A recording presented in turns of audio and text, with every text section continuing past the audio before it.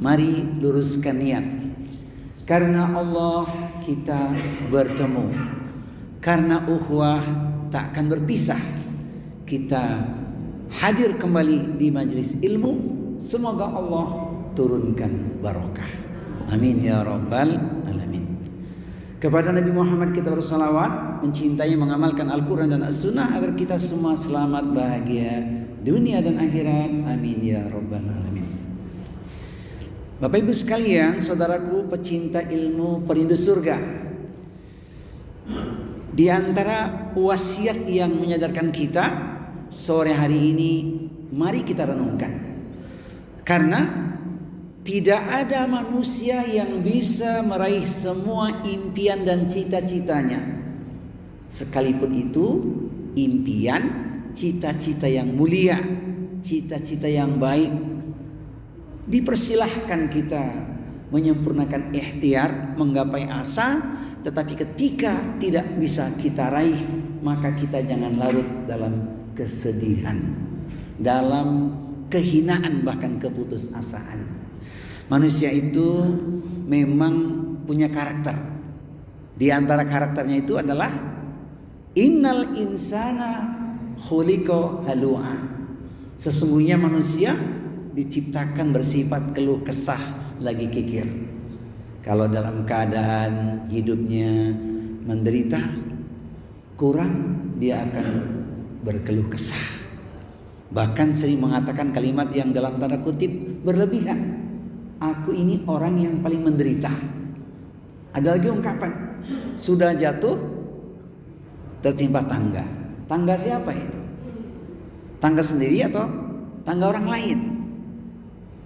Itu yang terjadi. Tetapi ketika diberikan Allah anugerah, sering lupa bersyukur kepada Allah Subhanahu wa taala, bahkan menjadi insan yang kikir, medit, koret, pelit, bakhil, apalagi dan sejenisnya. Itulah manusia. Maka lewat pesan sore hari ini kita dapat wasiat untuk menyadarkan diri kita. Ayat yang lain ini di surat yang sama, masih di surat Al-Ma'arij surat 70 dari 19 sampai 21, itu semua keluh kesah ya. Idza masahu syarru jazua. Apabila dia timpa kesusahan, dia berkeluh kesah. Apabila dia ditimpa kesusahan, dia berkeluh kesah. Wa idza masahu khairu manu'a. Dan apabila ia mendapat kebaikan, ia amat kikir. Padahal kita sudah paham ilmunya. Umat Rasulullah itu hanya duduk di dua sisi. Kalau enggak bersyukur, ya bersabar.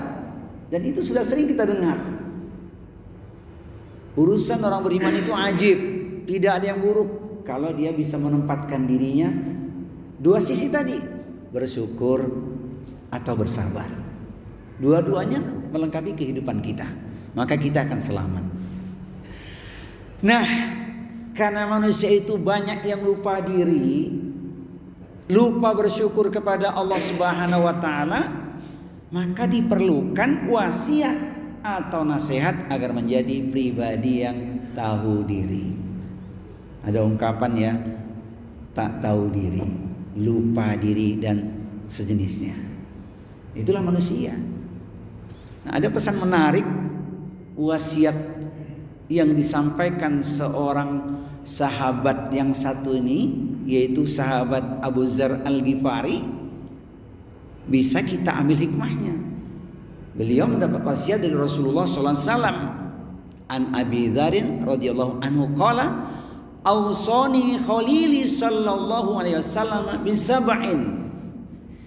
Dari Abu Dzar radhiyallahu anhu, ia berkata, kekasihku Rasulullah sallallahu alaihi wasallam berwasiat kepadaku dengan 7 hal. Yang pertama, bihubbil masakini wa an adnuwa minhum, yaitu supaya aku mencintai orang-orang miskin dan dekat dengan mereka. Ini wasiat yang pertama. Yang kedua, wa an andura ila man huwa asfala minni wala andura ila man huwa fauqi. Beliau juga memerintahkan aku agar aku melihat kepada orang yang berada di bawahku dan tidak melihat kepada orang yang berada di atasku. Ini wasiat yang kedua. Wasiat yang ketiga, wa an asila rahimi wa in jafani. Beliau memerintahkan agar aku menyambung silaturahmiku meskipun mereka berlaku kasar kepada diriku. Ini wasiat yang ketiga. Yang keempat, wa an aksira min la haula wala quwata illa billahi. Aku dianjurkan agar memperbanyak ucapan la haula wala quwata illa billah, yaitu tidak ada daya dan upaya kecuali dengan pertolongan Allah. Kemudian yang kelima, wa an atakallama bimurril haqqi. Aku diperintah untuk mengatakan kebenaran meskipun pahit. Kemudian yang keenam, wala ta'khudni fillahi laumata laimin. Beliau berwasiat juga agar aku tidak takut celaan orang yang mencela dalam berdakwah kepada Allah. Dan terakhir yang ketujuh, wa an la as'alan nasa syai'an. Beliau melarang aku agar tidak meminta-minta sesuatu pun kepada manusia atau kepada orang lain. Jadi 7 wasiat ini menyadarkan kita sering lupa. Nah, apa yang sering kita lupakan? Nah, hari ini kita ingat kembali agar kita disadarkan. Masya Allah. Mari kita lihat poin demi poin. Ya, yang pertama wasiatnya apa? Bihubbil masakini wa an adnuwa minhum. Supaya aku mencintai orang-orang miskin dan dekat dengan mereka. Siapa yang dimaksud orang miskin? Apakah sekedar tidak punya harta, tidak punya pekerjaan, kurang penghasilan? Itu barangkali termasuk diantaranya, dia miskin. Tetapi yang dimaksud miskin oleh Rasulullah SAW adalah laisal miskinu alladhi turadduhul aklatu wal uklatani, walakinil miskin alladhi laisa lahu ghina wa yastahi aw la yas'alan nasa ilhafan. Maksudnya adalah namanya miskin itu bukanlah orang yang tidak menolak 1 atau 2 suap makanan, tetapi miskin adalah orang yang tidak punya kecukupan, lantas ia pun malu atau tidak meminta dengan cara mendesak. Jadi kalau ada orang diuji kekurangan, sekalipun kehidupannya orang mengatakan berat, tapi dia tidak suka berkeluh kesah, tidak mengatakan aku miskin loh, apalagi kemudian menadahkan tangan. Tidak demikian. Tapi miskinnya mereka itu karena cermatnya kita melihat keadaan mereka. Memang orang ini dikatakan miskin. Yang menyedihkan, sudah miskin sombong pula. Ada nggak Pak? Sudah miskin sombong pula. Kita tidak bicara status sosial ya, tapi kita melihat saudara kita diuji kekurangan, tidak beribadah. Maaf, sudah payah, hidupnya susah, tidak ibadah. Lebih jelasnya lagi, tak punya uang, tak sholat pula. Nah itulah, ada nggak? Itu menyedihkan, itulah miskin. Masya Allah, sudah miskin sombong pula. Maka kita mendingan kaya bertakwa sajalah. Tidak mengapa ya, biarlah badan sehat, ibadahnya mudah, banyak tabungan. Betul? Badan sehat, punya tabungan nggak apa-apa ya, daripada badan sakit tak punya uang ya. Na'udzubillah. Ini misal saja. Jadi dimaksud dekat ini adalah kita mencintai mereka dengan cara menolong mereka. Karena sebenarnya uluran tangan kita kepada orang-orang miskin tersebut itu untuk kita sendiri sesungguhnya. Sekarang kita bicara konsep anugerah, pertolongan Allah, rizki. Itu asbab karena kita mencintai mereka. Hal tunsoruna wa turzakuna illa bidu'afaikum. Tahukah kalian bahwa kalian ditolong oleh Allah, diberi rizki oleh Allah itu karena adanya orang-orang yang lemah di seputar kalian. Jadi kalau kita mau jujur, ini bahasa yang jujur ya, bersyukur ada orang miskin, bukan menyukurin mereka, syukurin ente miskin, nggak begitu. Bersyukurnya kita punya ruang untuk berbagi, untuk peduli, mengulurkan kebaikan. Itu yang paling penting. Coba kita renungkan di sini. Man nafasa an mu'minin kurbatan min kurabi dunya, nafasallahu anhu kurbatan min kurabi yaumil qiyamah. Barang siapa menghilangkan satu kesusahan dunia dari seorang mukmin, Allah akan menghilangkan darinya satu kesusahan di hari kiamat. Ini dia. Hari kiamat nanti fitnahnya sangat berat. Tidak ada naungan ataupun perlindungan. Hanya Allah yang mampu memberikan naungan perlindungan. Kita ingat ada sebuah lafaz yang istimewa, wa rajulun tasaddaqa bi sadaqatin fa akhfaha hatta la ta'lama shimaluhu ma tunfiqu yaminuh. Seorang yang bersedekah kemudian dia rahasiakan sedekahnya sampai tangan kirinya tidak melihat apa yang disedekahkan tangan kanannya. Berarti karena ada orang miskin. Kemudian di sini dilanjutkan, wa man yasara ala mu'sirin yasrahu alaihi fid dunya wal akhirah. Dan barang siapa memudahkan kesulitan orang yang dililit hutang, Allah akan memudahkan atasnya urusannya di dunia dan di akhirat. Bapak Ibu sekalian, masih ada yang hutangnya belum dibayar oleh fulan bin fulan? Ada? Sudah berapa tahun? 5 tahun? Tunggu 2024 ganti presiden, insya Allah. Ya, artinya memang Allah memberikan pengajaran pada kita itu untuk melakukan sesuatu, memberi kemudahan. Dalilnya kalau ngomongin urusan hutang itu ada di Al-Quran surat 2 surat Al-Baqarah ayat 280. Wa in kana dzu usratin fanadiratun ila maisarah wa antasadaqu khairul lakum in kuntum ta'lamun. Dan jika seseorang dalam kesulitan untuk membayar hutangnya, maka lakukanlah 3 opsi. Pertama, beri dia tenggang waktu sampai dia berkelapangan.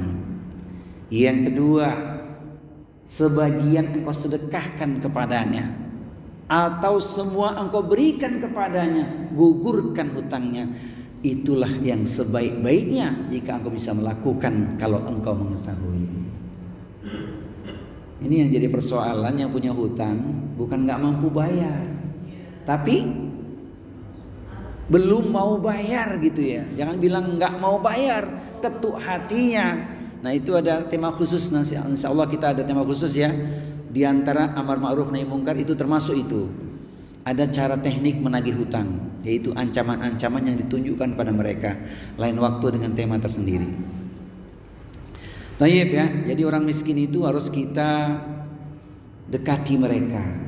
Berapa banyak karena kemiskinan seseorang kemudian jatuh akidahnya, terlempar keyakinannya, berganti keimanannya. Naudzubillah min dzalik. Kadal fakru ayyakuna kufran. Hampir-hampir kemiskinan itu membuat seseorang jatuh pada kekufuran. Nabi Muhammad SAW mengajarkan sebuah doa kepada kita. Doa ini sangat indah, silahkan diamalkan ya, silahkan di-share. Allahumma inni as'aluka fi'lal khairati wa tarkal munkarati wa hubbal masakini. Ya Allah, aku memohon kepadamu untuk mudah melakukan kebaikan alias menjadi orang baik. Nah, kita sudah pernah dapat kajian orang baik. Di antaranya adalah orang yang hidupnya bermanfaat. Kemudian meninggalkan kemungkaran. Serta aku memohon kepadamu ya Allah supaya bisa mencintai orang miskin. Jadi kalau kita mencintai orang miskin itu menyelamatkan kehidupan dia, menyelamatkan syiar Islam. Nah ini tantangan bagi kita ini, Masya Allah. Ini salah satu di antara doa Nabi ya. Adakah doa yang lain dikaitkan dengan miskin? Ini ada doa, tapi bukan untuk kita mohonkan kepada Allah, karena dikhawatirkan kita nanti salah memaknai. Hanya perlu kita memahami. Rasulullah berdoa ini dengan maksud tidak yang seperti kita fikirkan. Perhatikan, Allahumma ahini miskinan wa amitni miskinan wahsyurni fi zumratil masakin. Ini doanya Nabi, jangan ditelan bulat-bulat, ada pemahaman yang harus dijelaskan di sini. Ya Allah, hidupkanlah aku dalam keadaan miskin. Bapak Ibu, siap nggak hidup dalam keadaan miskin? Enggak siap kan? Matikanlah aku dalam keadaan miskin. Mau mati dalam keadaan miskin? Dan kumpulkanlah aku bersama rombongan orang-orang miskin. Nabi berdoa ini dalam rangka menunjukkan ketawaduan beliau. Itu dia. Nabi itu sangat rendah hati. Dan kalau kita renungkan hadis berikut ini, maka tidak hina bersama dengan orang-orang miskin. Kalaupun suatu ketika kita termasuk orang yang tidak bisa meraih impian menggenggam harta. Karena ternyata di akhirat nanti orang-orang fakir kaum muslimin akan memasuki surga sebelum orang-orang kaya dari kaum muslimin selama setengah hari, yaitu 500 tahun. Ini wilayah keimanan harus kita yakini. Ya. Jadi doanya Nabi ini yang dimaksud menunjukkan ketawaduan beliau, sayangan beliau dengan orang-orang miskin. Bukan untuk kita dawamkan baca doa ini. Ya. Ini yang harus kita pahami ini. Luar biasa akhlak Nabi itu ya. Nanti bersama rombongan orang-orang miskin masuk surga karena mereka lebih dulu. Gimana Pak? Hisabnya lama masuk neraka, hisabnya sebentar masuk surga. Pilih mana? Hisabnya lama masuk neraka, hisabnya sebentar masuk surga. Pilih mana? Insya Allah kaya dermawan, insya Allah ya, hartanya untuk fisabilillah, li kalimatillah boleh insya Allah. Kenapa? Karena urusan harta itu dua pertanyaannya. Min ainak tasabahu wa fima anfaqahu, dari mana diperoleh dan untuk apa dinafkahkan atau dipergunakan. Dapatnya halal ya, pergi pagi pulang petang, penghasilan pas butuh pas ada, Masya Allah ya kan. Kerja ikhlas, kerja lugas, kerja tuntas, kerja cerdas, hutang pun lunas. Kan gitu ya. Masya Allah. Jadi doa ini menunjukkan betapa Nabi itu sangat rendah hati atau tawadu. Inilah figur terindah, yaitu Rasulullah sebagai rahmatan lil alamin. Ini nama yang pertama.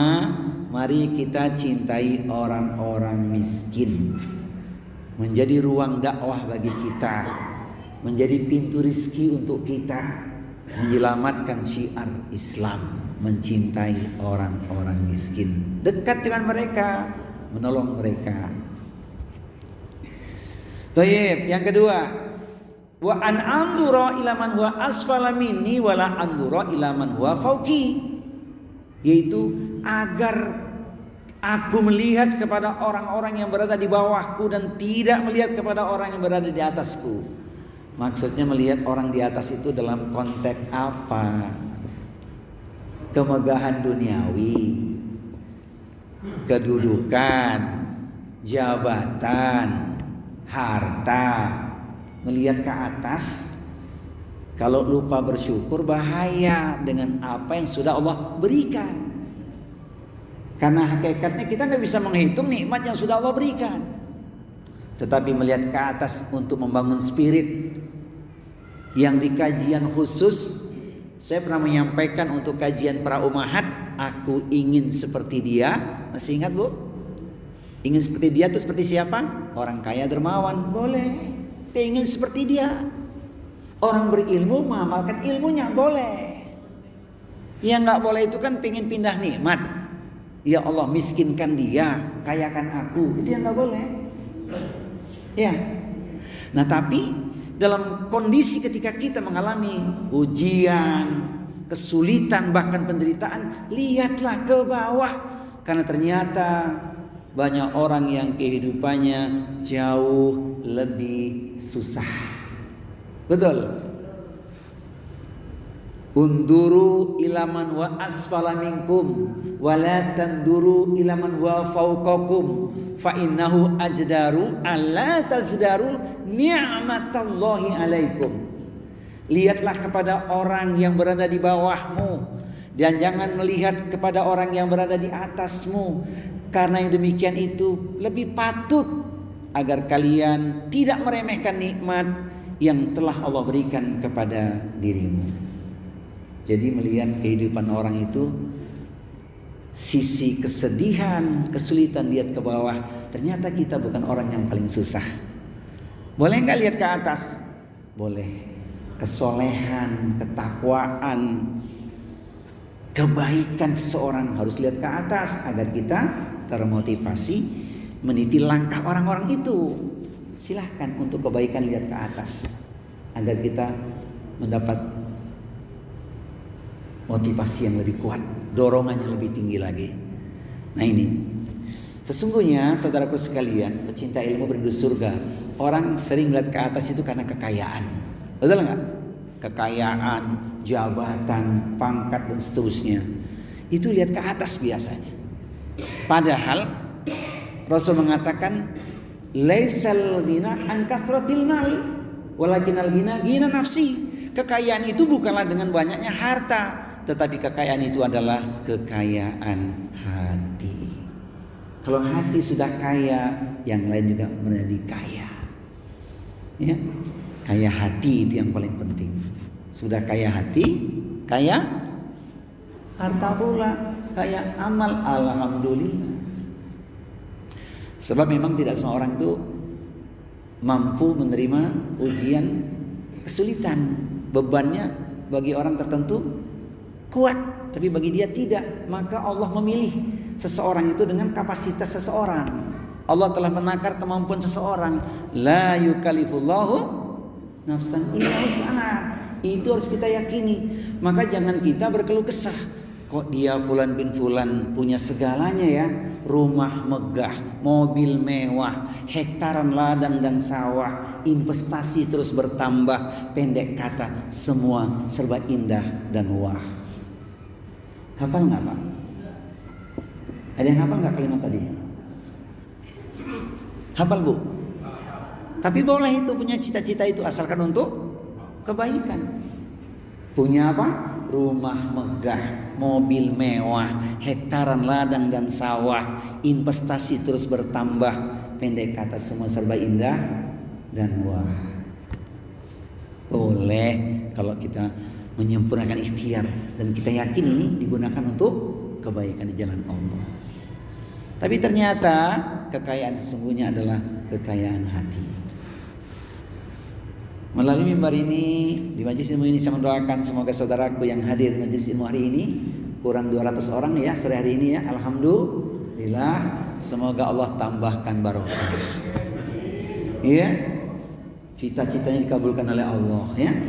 Kaya bahagia tidak mengapa daripada miskin menderita. Ya, yang ketiga, wa an asila rahimi wa injafani. Beliau juga merintahkan, ini wasiat Rasulullah kepada sahabat Abu Dzar Al-Ghifari, agar aku menyambung tali silaturahmiku meskipun mereka berlaku kasar padaku. Dalam hidup tidak lepas dari disukai atau tidak disukai, like and dislike itu pasti. Niat kita baik menyambung silaturahmi, tapi sering tidak mendapat respon yang seperti kita inginkan. Ada saja dalam hidup ini yang menghadang langkah kita, anggap saja itu ujian. Lewat pesan ini kita tidak lagi surut ke belakang, tetap menyambung silaturahmi. Karena manfaatnya luar biasa ya. Kalau sudah perintah Allah, itu pasti ada keutamaannya. Silaturahmi itu perintah Allah, banyak keutamaannya ya, luar biasa. Di satu ayat disebutkan betapa pentingnya membangun silaturahmi. Bapak Ibu sekalian, masih ingat ketika mendapat nasihat pernikahan dari Pak Penghulu atau dari sang ustadz yang menyampaikan wasiat pernikahan itu? Ayat ini tidak lupa dibaca. Wattaqullahal tasaaluna bihi wal arham. Innallaha kana 'alaikum raqiba. Dan bertakwalah kepada Allah yang dengan namanya kamu saling meminta, dan peliharalah hubungan kekeluargaan, sesungguhnya Allah selalu menjaga dan mengawasimu. Jadi sambunglah terus silaturahmi sekalipun diputuskan. Ingat, barang siapa yang beriman kepada Allah dan hari akhir, hendaklah ia menyambung silaturahim. Man yu'min billah wal yaumil akhir falyasil rahimahu. Jadi barang siapa yang beriman dan yakin imannya benar ya kepada Allah, dia beriman hari kiamat pasti ada, maka hendaklah yang menyambung silaturahmi. Sebab apa? Ancamannya berat. Memutuskan silaturahmi itu bukan berhenti di dunia saja. Dampak yang mengerikan di akhirat nanti. Bisa jadi orang yang bangkrut karena dulu memutuskan silaturahmi. Memutuskan silaturahmi itu kan banyak sebab. Zolim pada seseorang diantaranya. Kezoliman itu gelap di akhirat. Az-zulmu zulumatun yaumal qiyamah. Maka jangan sampai kita termasuk orang yang memutuskan silaturahim. Diputusin sambung lagi. Ada pertanyaan, Ustadz, silaturahmi yang bagaimana sebenarnya? Silaturahmi yang sebenarnya ini adalah yang Rasul katakan, laisal wasilu bil mukafi walakinal wasila alladhi idza quti'at rahimahu wasalaha. Orang yang menyambung kekerabatan bukanlah orang yang membalas kebaikan, tetapi orang yang menyambungnya adalah orang yang menyambung kekerabatannya apabila diputus. Jadi kalau diputuskan silaturahmi, itu yang sebenarnya ujian buat kita untuk menyambungnya. Kalau hubungan yang normal sudah baik, tinggal ditingkatkan saja, mengisi dengan lembar-lembar kebaikan yang lain. Tapi ketika masih ada indikasi mulai retak ya, apalagi sudah terkoyak, nah ini dampaknya berat nanti. Jangan membalas kebencian seseorang, memutuskan silaturahmi dengan sikap yang sama. Kalau kita ingin mendapat gelar sebagai orang yang tawadu, salah satu ciri orang tawadu itu adalah sil man qata'aka. Sambunglah silaturahmi kepada orang yang memutuskannya.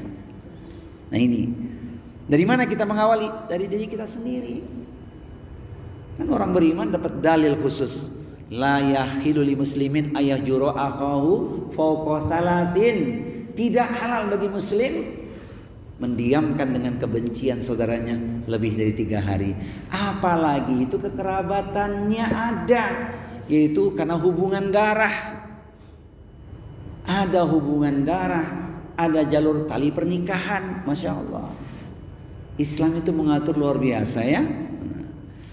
Jadi tidak masuk surga orang yang memutuskan silaturahim. Maksudnya apa? Tidak masuk surga, mendapat ancaman dahulu, siksa dahulu, diselesaikan urusan dahulu. Itu otoritas Allah, hak Allah itu untuk menentukan kita masuk surga. Seberapa banyak kezaliman yang kita lakukan karena memutuskan silaturahmi dengan saudara kita. Berbahagialah yang senang menyambung silaturahmi. Kepada siapa silaturahmi yang paling utama? Tentu kepada orang tua kalau masih ada ya. Silaturahmi yang paling utama adalah silaturahmi kepada kedua orang tua. Ustadz, orang tua sudah nggak ada, masih punya mertua nggak? Masih punya mertua Ustaz. Saya melihat masih banyak yang punya mertua di sini ini. Termasuk Mas Anto ya. Masya Allah. Masih ingat nggak dulu catatan yang khusus dari mertua kita?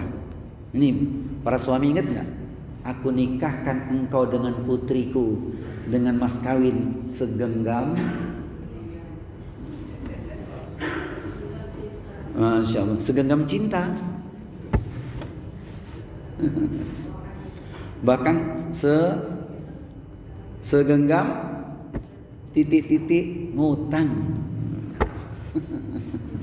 Ada ya dulu ya. Masya Allah. Jadi jasa mertua kita tuh luar biasa. Wahai para suami, ini para suami ya, cintailah istrimu, cintai mertuamu. Wahai para istri, cintailah suamimu, cintai pula mertuamu. Kalau engkau disayang oleh mertuamu, bahagia. Paling tidak dapat 5 pintu. Pintu apa? Oh, itu dia di dunia. Alhamdulillah. Ini karena sayang dan disayangi itu alhamdulillah. Ustaz, bukan cuma 5 pintu Ustaz, 15 pintu kata Pak Alif itu. Alhamdulillah. Baik. Jadi kalau kita ingin ngupas bab khusus silaturahim ini luas ya, tapi mengingatkan sering kita lupa ya. Bahkan dengan tetangga sendiri kita tidak menyambung silaturahmi, mendiamkan saudara kita itu ya, Masya Allah. Itu kan orang yang paling dekat dari kehidupan kita, tetangga kita, yang jumlahnya itu kan 40 rumah ya, depan, belakang, kanan, kiri, atas, bawah. Kalau kita tinggal di apartemen kan gitu. Ya, saya ingin menutup nomor ini dengan betapa banyak manfaat silaturahmi. 1, pahala yang besar karena itu perintah Allah. 2, jalan syiar dan dakwah bagi saudaranya dengan silaturahmi. 3, menyambung persaudaraan lebih luas. 4, jelang berbuka di ukhuwah kita mengaji. Bertemu teman-teman hati pun senang.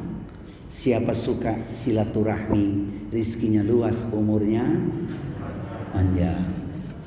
Hadis riwayat Anwar Zufri. Ya, jadi bertemunya karena Allah. Jelang berbuka kita mengaji ya. Bertemu teman-teman hati senang, insya Allah panjang umur luas rizki. Amin ya Rabbal alamin. Itu ringkasnya. Tambahannya apa? Ruang saling mengingatkan dalam kebenaran dan kesabaran itu dengan silaturahmi. Wa dzakir fa inna dzikra tanfa'ul mu'minin. Berilah peringatan karena peringatan berguna bagi orang-orang yang beriman.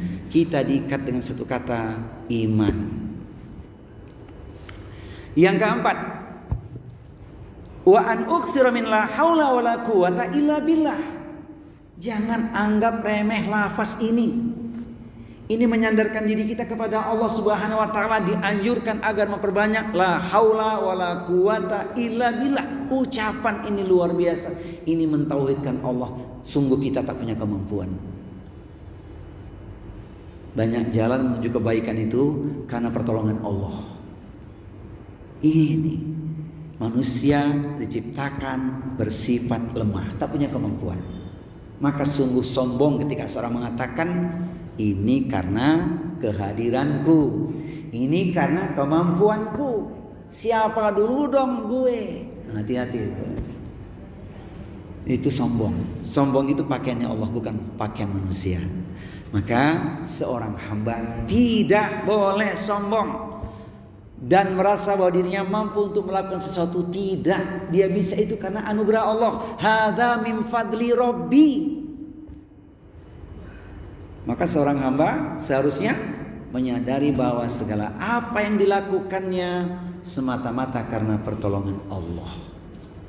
Sebab jika Allah tidak menolong, maka tidak mungkin dia bisa melakukan segala sesuatu. Artinya dengan mengucapkan kalimat ini, seorang hamba berarti telah menunjukkan kelemahan dirinya, ketidakmampuan dirinya, menunjukkan bahwa dia adalah orang yang sangat membutuhkan pertolongan Allah. Jangan lupa Bu, suami kalau mau berangkat kerja ingatin tuh, Bang, baca dulu lafaz ini. Ya. Bismillahirrahmanirrahim, tawakkaltu 'alallah la haula wala quwata illa billah. Penting agar dia bersandar kepada Allah, diberikan kemudahan pertolongan oleh Allah. Itu diantara pesan istri kepada suami. Ya. Yang kelima, saya ringkas ya. Ini harus diringkas waktunya karena ada hal yang harus disampaikan. Poin yang keempat tadi, ingat, kita tak punya kemampuan, hanya Allah yang mampu memberikan pertolongan kepada kita ya. La haula wala quwata illa billah. Yang kelima, wa ana takallama bimuril haqqi. Aku diperintahkan untuk mengatakan kebenaran meskipun pahit. Orang Arab ada peribahasa, qulil haqqo walau kana murron. Katakan yang benar meskipun pahit. Nah, ini ujian yang tidak sederhana mengatakan kebenaran, ya. Maka Allah perintahkan wa qulu qaulan sadida. Ucapkanlah perkataan yang jujur. Coba dibuka tambahan ayatnya. Mas Santo dibuka surat 33 ayatnya nomor 71. Ada pesan penting. Asbab karena kejujuran, di tema yang khusus sudah disampaikan alangkah indahnya kejujuran. Jujur itu jalan ke surga, dan Allah janjikan ampunan kalau betul-betul berlaku jujur. Jujur ucapan, hati dan perbuatan. Surat 33 ayat 71. Yuslih lakum a'malakum wa yaghfir lakum dzunubakum.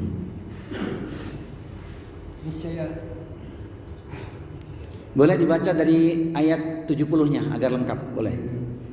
Wahai orang yang beriman, bertakwalah kamu kepada Allah dan ucapkanlah perkataan yang benar. Niscaya Allah akan memperbaiki amal-amalmu dan mengampuni dosa kamu. Dan barang siapa menaati Allah dan Rasulnya, maka sungguh dia menang dengan kemenangan yang agung. Iya. Saya tidak nukilkan terjemahan An-Nisa ayat 135, tapi kalau ingin dibaca boleh ini.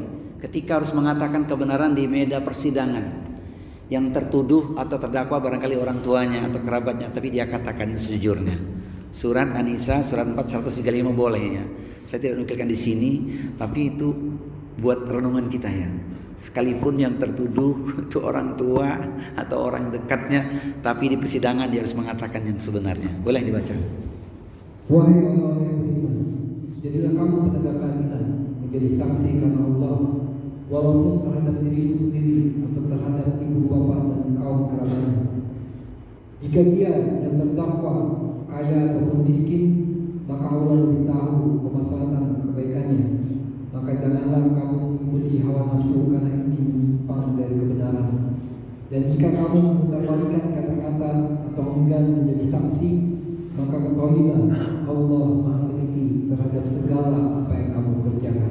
Bapak Ibu sekalian, yang terdakwa orang tua, karib kerabat, di persidangan, gimana mengatakan sebenarnya yang terjadi? Ringan, enteng, gampang atau mudah? Ya. Ini orang tua, kerabat terdakwa, katakan sejujurnya itu. Masya Allah, luar biasa ya. Ya, ini bagian penting, saudaraku sekalian. Mengatakan kebenaran itu yang hebat di mana?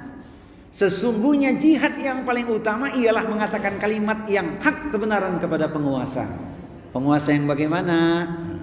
Afdalul jihadi kalimatu haqqin inda sultanin jairin. Jihad yang paling utama ialah mengatakan kalimat yang hak atau kebenaran kepada penguasa yang zalim. Selanjutnya terserah Anda. Nah, ya. Jadi hadis ini luar biasa ini, mengatakan kalimat yang benar kepada penguasa yang zalim itu jihad yang tinggi. Tentu ada kaidahnya. Harus pakai ilmu, harus pakai kelembutan, harus pakai kesabaran. Siapa itu yang punya? Tentu orang-orang yang berilmu untuk menyampaikan kebenaran itu. Tidak bisa sembarangan potong kompas, ya. Bagaimana kondisi hari ini yang terjadi? Ya kita berikhtiar, kita berdoa kepada Allah, semoga para pemimpin kita itu diberikan hidayah, petunjuk, ya kan? Itu yang paling sederhana. Karena memang kalau melihat sesuatu yang tidak pas, apalagi dikatakan kemungkaran, itu ada 3. Bisa lewat otoritas, kekuasaan atau tangan kalau dimiliki, bisa dengan lisan, tutur kata yang baik, atau dengan hati. Dan itu yang dikatakan Rasul sebagai selemah-lemahnya iman. Taib, yang ke-6, ini nyambung dari nomor yang kelima. Ini 11-12. Lanjutannya. Wala ta'khudni fillahi laumata laimin.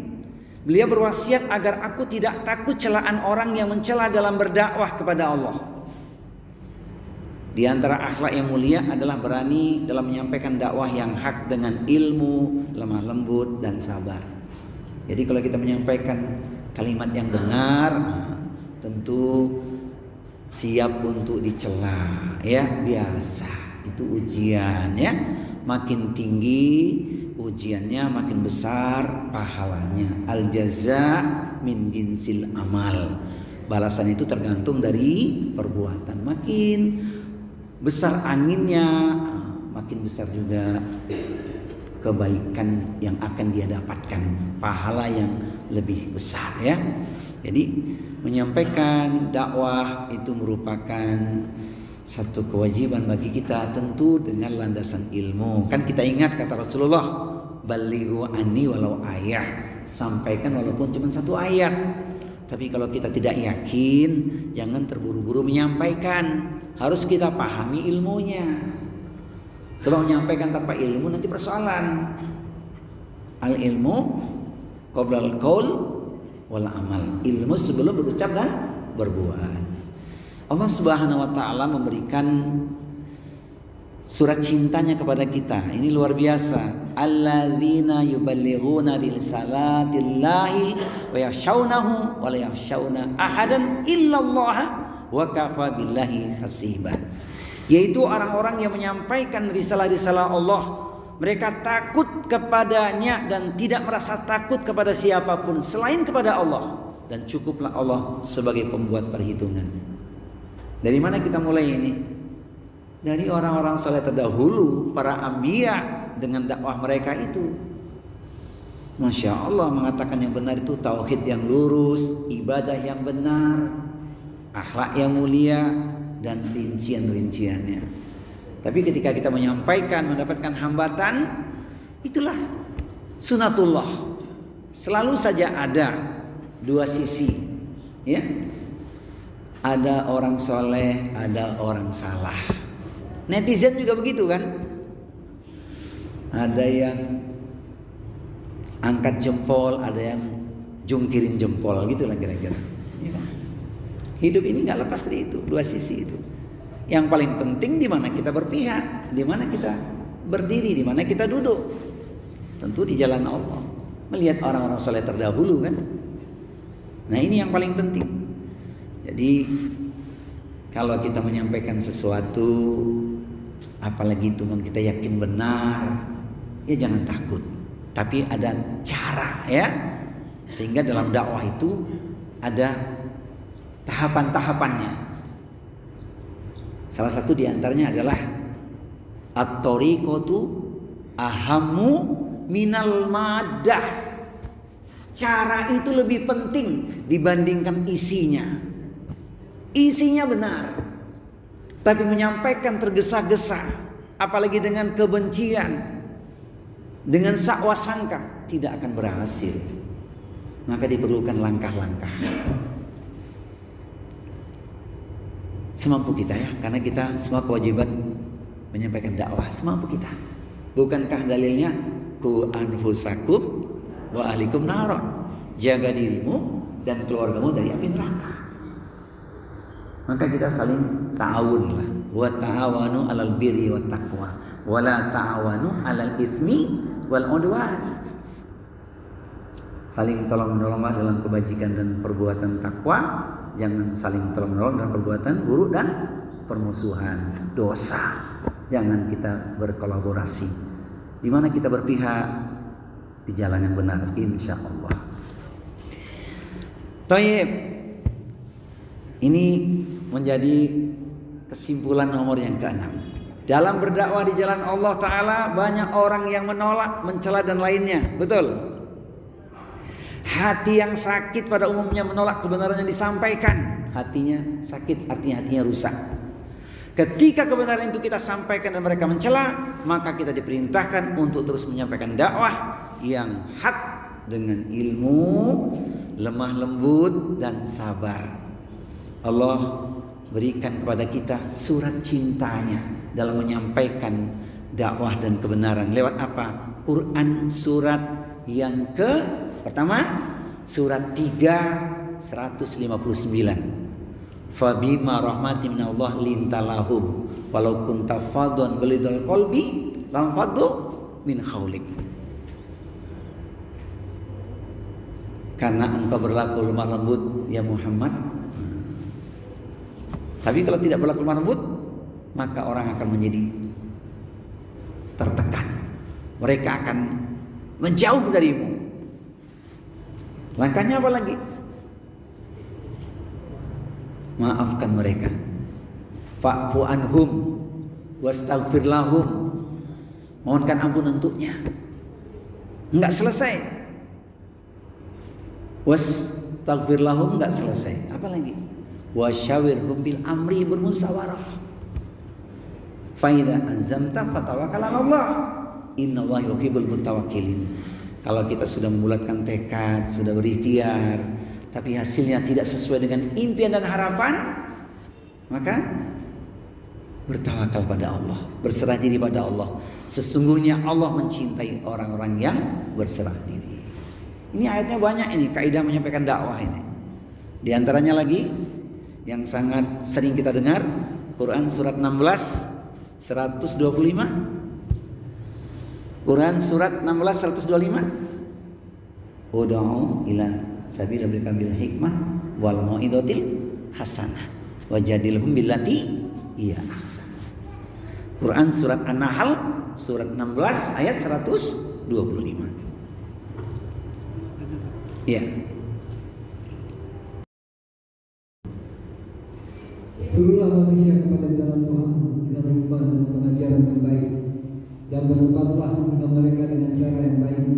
Sesungguhnya Tuhan dialah yang lebih mengetahui siapa yang sesat dari jalannya, dan dialah yang lebih mengetahui siapa yang mendapat petunjuk. Baik. Mudah-mudahan ya. Ini kita tambahkan satu lagi ya. Ini. Dan diantara ciri hamba yang dicintai Allah adalah mereka yang tidak takut celaan para pencela.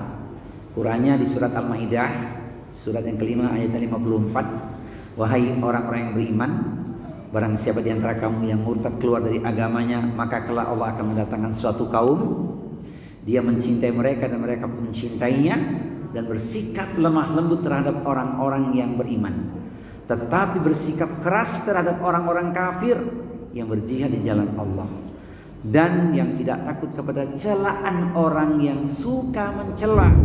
Itulah karunia Allah yang diberikannya kepada siapa yang dia kehendaki, dan Allah maha luas pemberiannya atau maha mengetahui ya. Dan maha mengetahui, itulah Allah. Al-Maidah surat yang kelima ayat yang keempat.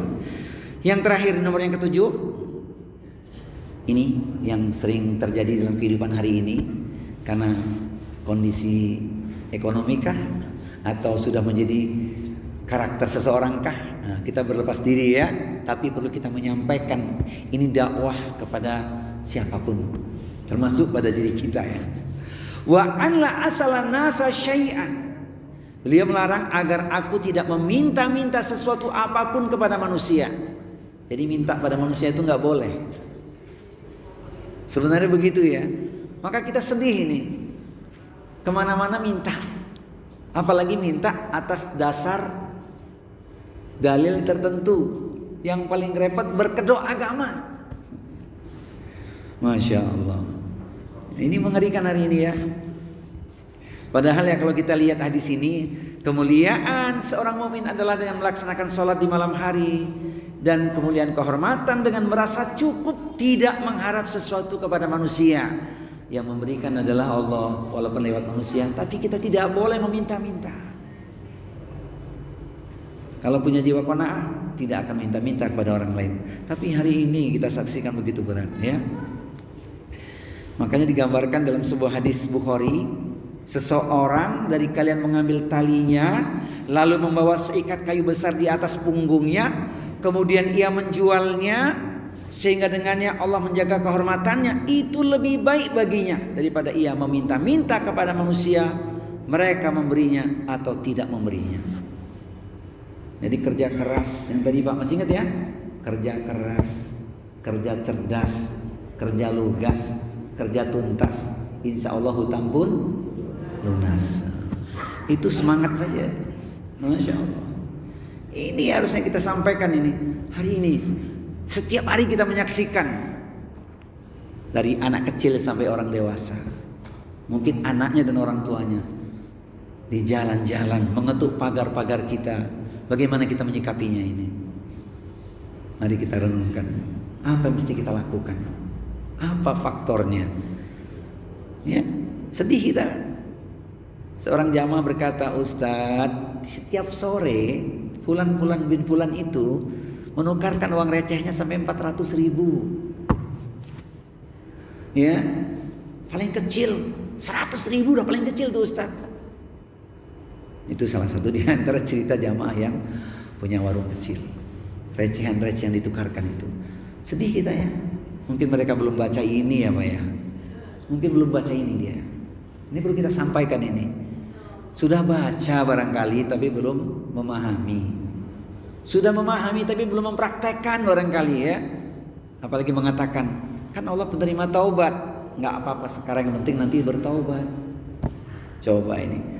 Peringatan keras dari Nabi sallallahu alaihi wasallam, ma yazalu rajulu yas'alun nasa hatta ya'tiya yaumal qiyamati wa laisa fi wajhihi muz'atu lahmin. Seseorang senantiasa meminta-minta kepada orang lain hingga ia akan datang pada hari kiamat dengan tidak ada sekerat daging pun di wajahnya. Itu artinya di hari kiamat dia dikumpulkan di hadapan Allah dengan wajah hanya tengkoraknya saja, tanpa sekerat daging. Bagaimana kita memberi nasihat pada saudara kita tersebut? Sampaikan, Pak Haji minta uangnya dong. Buat apa? Buat makan. Kasih aja makanan sama dia. Kenapa? Ada hadisnya kan? 4 amalan jalan ke surga. Afsus salam, sampaikan salam. Wa at'imu ta'am, beri orang makan. Wasjulul arham, sambung silaturahmi. Wassolu billaili wa nasu niyamun tadkhulunal jannah bisalamin. Salat malam engkau ketika orang tidur lelap, engkau akan masuk surga dengan selamat. Jadi tidak selalu baik kita memberi ya dengan uang, karena itu makin menyuburkan. Ini yang jadi persoalan. Kasih aja makan, ya kasih aja makan. Memang ada dalilnya kan. Tidak seorang pun berlalu di rumah Aisyah kecuali Aisyah memberikan kepadanya walau hanya sebutir kurma atau sepotong roti yang dimiliki pada hari itu. Jadi kalau gitu tugas siapa ya untuk menyampaikan itu ya? Tugas kita semua ya yang menghadapinya. Saudaraku sekalian, pecinta ilmu surga, kita harus meringkas sampai di sini, walaupun bahasanya diringkas-ringkas, tapi kita dapat poinnya ya.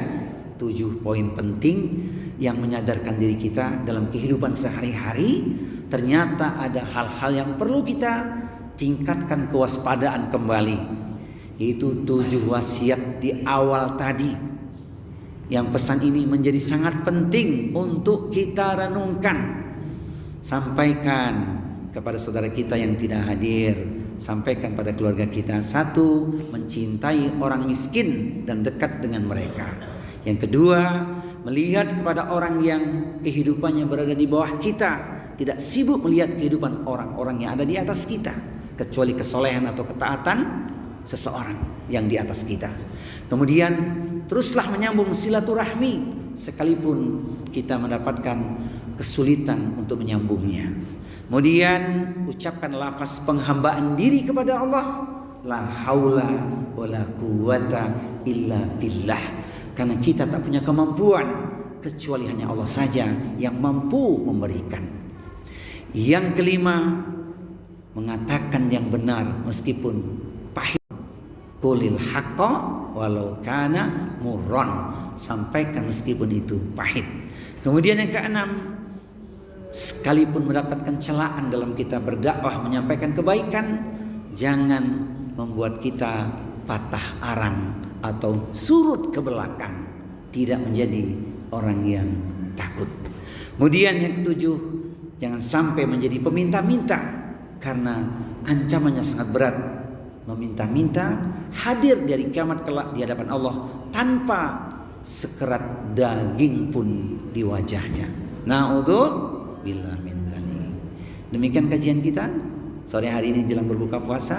Aku qouli hadza wa lafu minkum wa ma uridu ilal islah mastata'tu. Semoga kita dapat mengambil pelajaran dan mengamalkan wasiat mulia tersebut dalam kehidupan yang fana ini. Amin Allahumma amin.